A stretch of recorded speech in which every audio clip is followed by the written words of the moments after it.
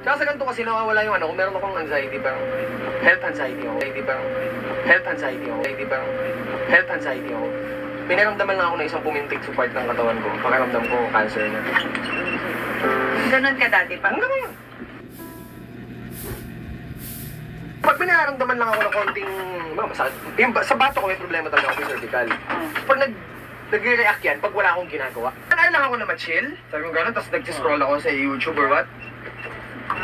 Nag-e-edit? Dagat muna tayo. Motor, gusto ko yung lagi active. Gusto ko lagi movement. Ano yung pinaka-worst mong anxiety attack mo?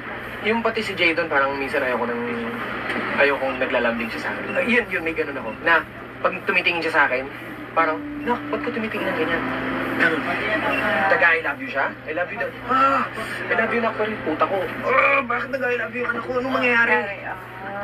Kaya, continuous yung movement namin because din dun sa ano ko.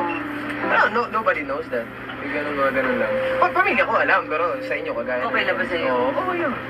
Kaya, sinasabi nila, kami daw, parang nakagamot daw kami ng anxiety na, depression. Pero siyempre, It's also your way. oo, sa akin din. Kaya ganda, this is therapy for you pala. Oo, mismo. Therapy for your viewers and therapy for you. Oo, ganon.